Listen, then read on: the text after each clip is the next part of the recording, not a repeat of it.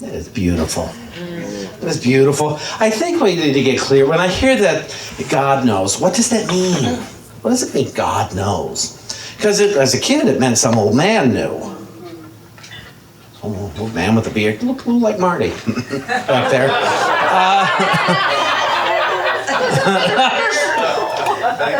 He had white hair, he had white beard. He liked me, but was still a person. The problem with people is they are whimsical. They can change their mind, which is good for people, not so good for God. I don't care for a God of whimsy. I don't care for a God of likes me today, doesn't like me tomorrow. I don't care for a God that could like anybody or could dislike anybody or has an opinion about anybody. That's why I was so grateful when I came to Unity and I found out God was not a personality. God is principle. God is law. God is love. God is omnipresence, omniscience, omnipotence. God is, and that's how I am. Because God is, I am. And so to get clear on that I'm not praying to God. Because it gets confusing. You come in, well, I don't know who I'm praying to now. And I don't know what I'm praying for anymore. And we're not praying to anyone officially. In our minds, many of us still are. We're still begging somebody. Well, okay, fine. God's not this big man in the sky. He's not this little man that lives inside of me. Teeny tiny old man that lives inside of me. That is listening to me and is going to give me what I want or not give me what I want. But no. So if we get on board that we're no longer asking God for what we want, but in reality, we're asking ourselves for what we want. We are going within and saying, when I ask for something in prayer, I'm actually asking myself to expand my willingness to include it in my life experience. So start to think on those terms. You're actually asking yourself to be willing to experience what you want. It may be lonely for a while if you haven't been praying that way. But prayer is for the conscious communion with God, meaning omnipotence, omnipresence, omniscience. It's actually conscious communion with love. It's conscious communion. It's not asking love to give it to us. I'm taking time to pray to become willing to experience love in its bigger form, if not biggest form. I'm taking time to experience intelligence, knowledge, presence, and it's all inclusivity.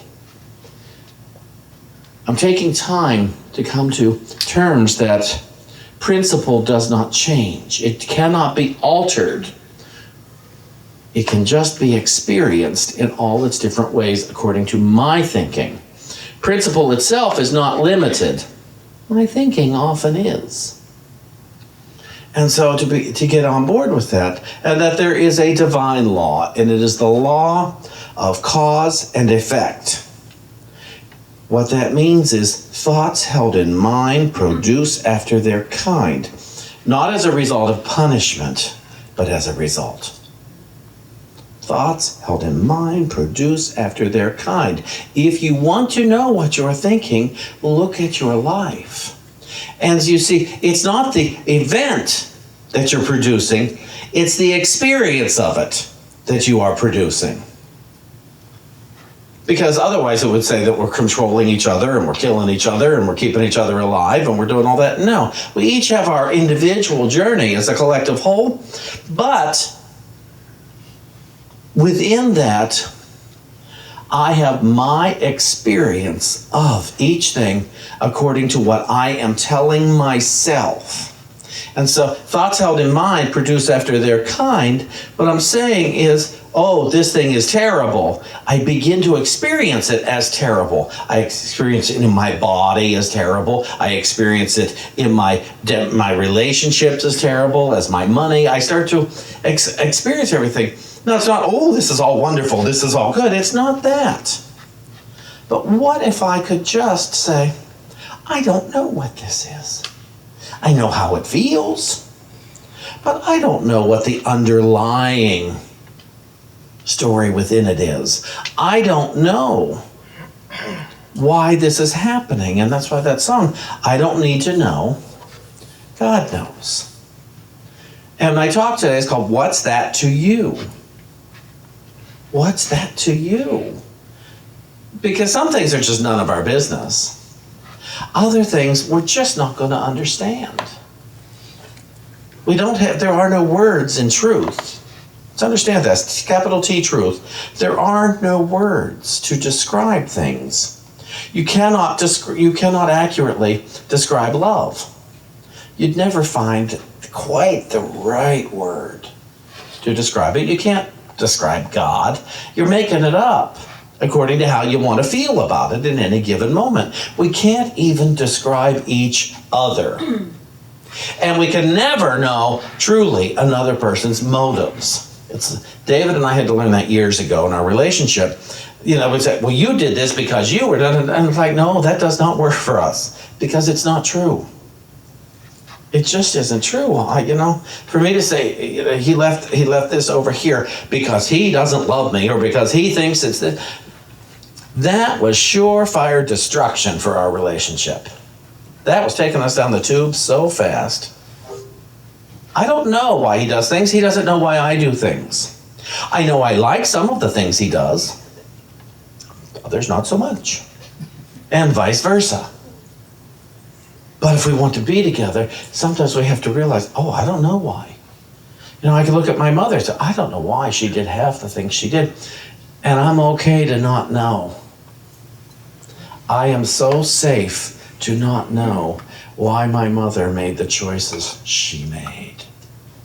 In fact, when my safety starts to go out the door is when I start telling myself, well, she did it because of this, and she did it because of this, and she did. I don't know. I don't know why, and I can't prove it. I remember I was 28 years old, and I confronted my father finally. I hadn't seen him since I was 4. And I finally reached him on the phone, and he had done some things. And my biggest question was, why was your life more important than me? That was the main question I had from him. Something small. I started to start out with something simple. Why was your life more important than me? Because I was starting to get mentally healthy and emotionally healthy. Well, he told me lots of things, and most of it was blaming my mother. And I thought, so I went to my mother and I said, he said this, this, and this. And she denied. And here's what I knew on that day. They were both liars. I will never know the truth. And if I am to experience sanity, I have to accept that. I'm never going to know what was actually happening then. Does myself have to be diminished because of my parents' choices? Am I going to say I'm not good enough because neither of them could get out of themselves long enough to see me? So what it told me is I had to start seeing me. And what was the best way to see me? To go within and ask. Ask the voice for God. Tell me about myself. Tell me about the good that I am. Tell me. And I began to work with that. And I got a lot of insight where I wasn't bad. I wasn't unlovable. I wasn't any of those things I had been thinking. And so therefore I didn't have to continue hurting myself because they had hurt me or because I somehow thought I deserved it. And I began to get healthier and healthier emotionally. I was never much one for physical illness. It was more emotional. And then I came to unity. And the minister was talking about Leviticus and all those abominations to God and man. And it was confirmed that day. I wasn't one of them. I am not an abomination. I'll have you know. By that time, I truly suspected it was true, but it was nice to have it confirmed from the pulpit. I am good, and I can't not be good. Capital G has no opposite. It's part of principle. I'm a God being, therefore I cannot not be good. Now, if it applies to me, it applies to everybody, which may be upsetting for some of you. As I have been known to say, isn't it upsetting when you find out the people you don't like have friends? How can that be? But to begin to look at it and say, love has nothing to do with friendship. Friendship is mostly based on personality. Or just there's an innate connection. I have been innately connected to people I don't like. I've known we're connected. I just can't find the way through my personality judgments yet to hang out. And so, but let's come back to I am good and cannot not be good. In my ego, I would say, well, how is that so? And the voice for God says, what's that to you?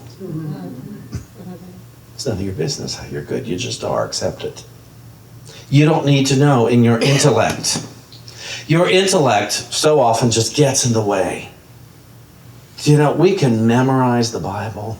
We can memorize every Fillmore book. We can memorize the big book of AA. We can memorize this and that and the Course of Miracles. We can read them and memorize them to the point where we can talk about them as if we have a clue what they're saying.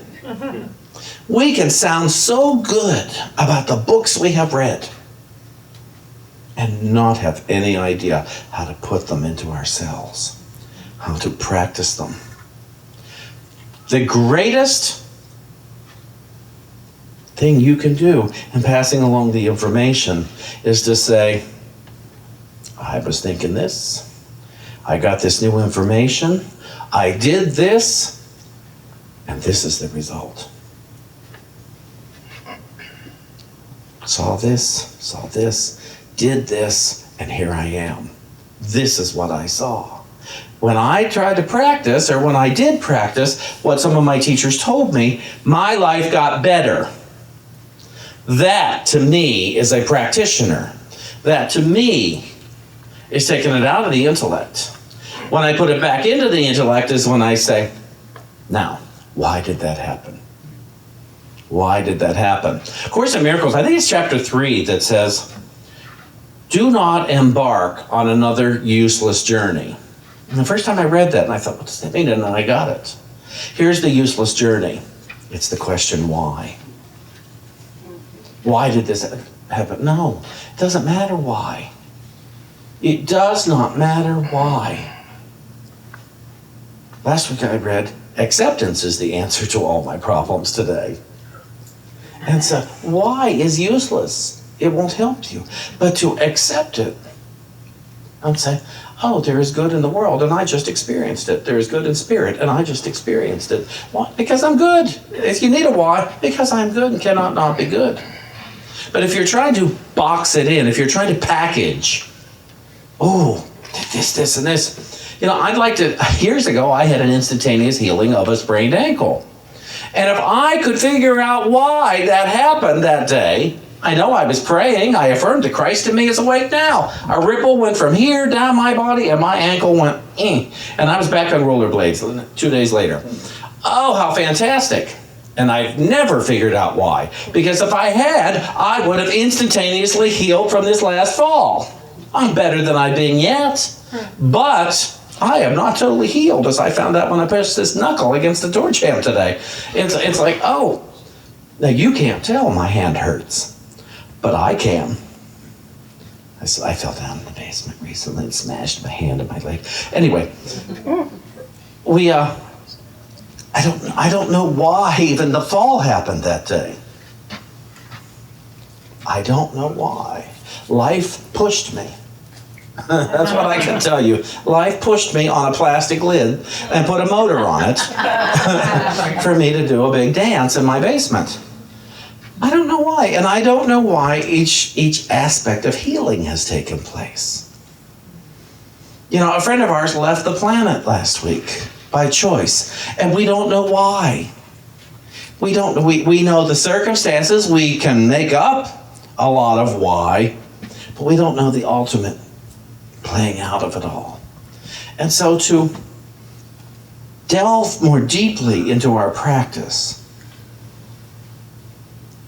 to seek God in our consciousness, G-O-D, good orderly direction in our consciousness, to see a practice of, I don't need to know that. That is just going to fill up space in my head and my cells that I don't need to know. A lot of us are trying to make our world safe. And I know why. It's because we think we're in danger. Why would you be trying to make your world safe unless you think you are in danger? And most of us think we're in danger of something. For me right now, it's things on the floor that I can trip over. They are a particular hazard. But we could also think that we are in danger because of the way our parents left the planet. When my mother made her transition, we did not do an autopsy. I said to my brother and my grandfather, let's not do that. Let's let that be her journey so we don't sit around for 30 years wondering if that's going to be ours. Let her have her own journey on this planet, in her body, with her mind, and not assume that it's going to be ours. Now, I had only been in Unity for a few days when my mother made her transition. I hadn't yet heard the part of, I'm a child of God, therefore I do not inherit sickness. But I had begun reading Myrtle Fillmore's book, Unity's co-founder, about how to let God help you, and that was her founding statement of her healing from a diagnosis of tuberculosis. I am a child of God, therefore I do not inherit sickness. Myrtle Fillmore began to pray every day. She didn't begin to ask why every day. She asked how. Let your question become how? How could I think differently about this? How could I see differently? How could I practice in a higher vibration? How? Not why did I get this? Why did this happen to me? Why did this happen to my family member? Why did this happen to my friend? Why did it happen to these people? Why this one and why not that one? Because we're not going to get a satisfying answer.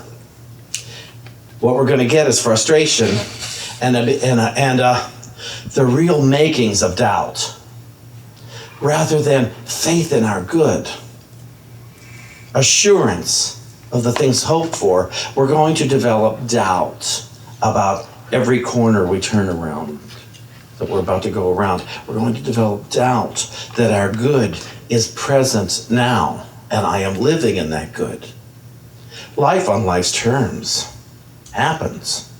And I was told life on life's terms would happen. I was also told that if I practiced these principles, I wouldn't have to hurt myself ever again. I wouldn't have to hurt myself ever again. That was a great promise. I can't tell you I haven't hurt myself over the years. And I do seek to practice the principles, but I observe it. I observe it when I walk. I try to step out of principle as if I'm somehow above it, or my whimsy just wants to play at things that are not in my highest. I can play while being in my highest. Marilyn here heard church words she'll never hear on this pulpit, but she got to hear them Thursday night at the retreat. You know, there are words to play with. That someone said, how could a minister say those things? How could church people say those things? And I'll tell you how.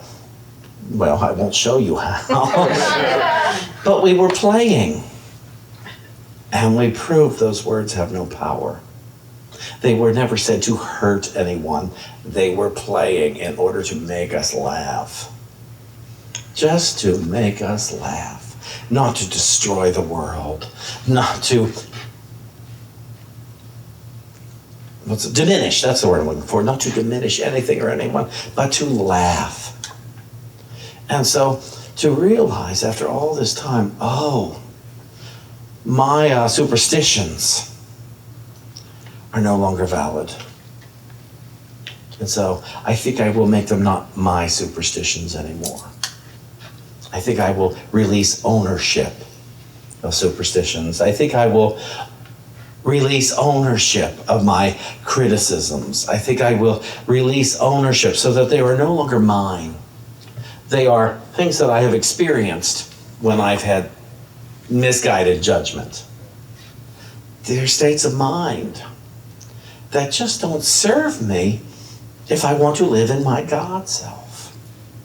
The hatred of my body doesn't pay off the way I was hoping for it to. I remember somebody, he was way overweight, and he just put on Facebook one day, "I hate you, you awful self," all this stuff. It was just nasty. And that was his way of trying to find a way to diet. But it was cruel. And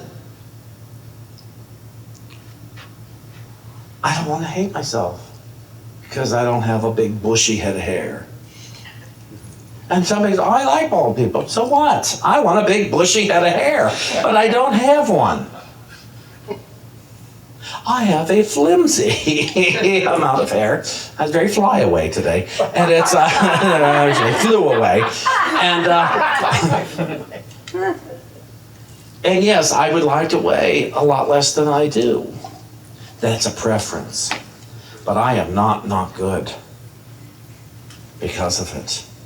And I can't tell myself that I am somehow not good because I'm not an object of lust by the entire world. And that's the crazy part. I want to be an object of lust. Watch, that's the part that'll make it on Facebook. I want to be an object of lust to the entire world. Because that wouldn't be a burden, would it? I want to be a light in the world. I want to be a light no matter what I look like. I want to be a light no matter what I feel like. I want to be a light, and let me tell you why, if you're curious. Never mind, what's that to you? I'm not going to tell you why. I just want to be a light. I've discovered that being a light is easier. Just being a light, because I'm not accountable the way I used to be. It's when we lie and cheat and steal and scheme and try to figure it all out that we are burdened and weighted down. And so, lift up. Vibrate your God self. I'm going to read something here.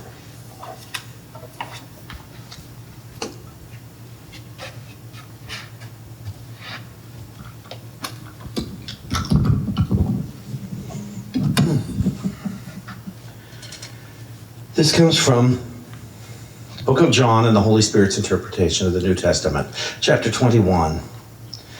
And Spirit says, when you are ready to listen to me, capital M, me, and trust me fully in all matters and all things, the time will come that you will experience that which you did not expect. This will be a time of celebration, for your eyes will be opened and you will be fully immersed within the Spirit. The light shall be one with you, and you shall be one with the light. And you will not ask, how is it that this happened? For you will know it is your truth. And you are now seeing it because it is so.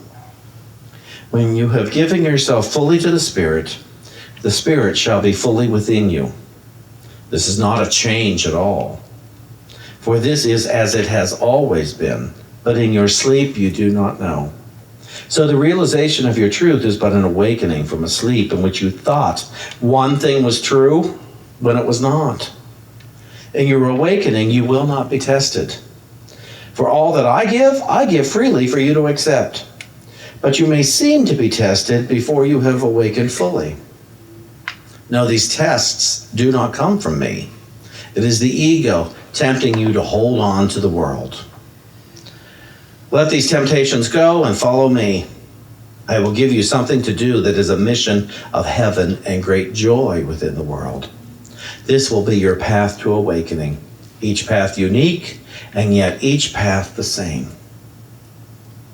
Because each path serves the purpose of leaving the world of illusion for the truth of which we are. The light is in all beings, and all beings are the light. Everyone shall be known by their light, because the light is their truth. And all beings know their truth and will follow it. Amen. Amen.